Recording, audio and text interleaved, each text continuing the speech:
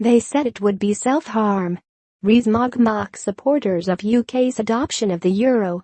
The prominent Brexiteer quipped that eurozone participation was said to bring a wave of prosperity to the continent, but instead has only introduced a tsunami of unemployment across southern Europe.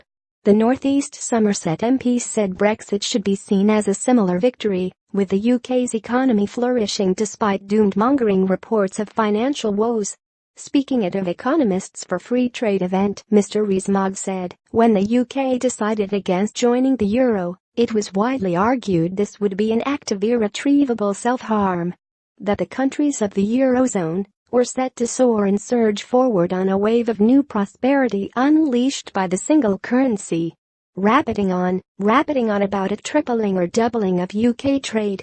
Only a few brave souls stood out about this overwhelming, but wrong, consensus. Not for the first time a small band of cherry-pickers won the day. For countries of southern Europe, a wave of prosperity became a tsunami of unemployment. Now, it was widely suggested the Brexit vote would cause substantial weakness in consumer expenditure, but this is untrue.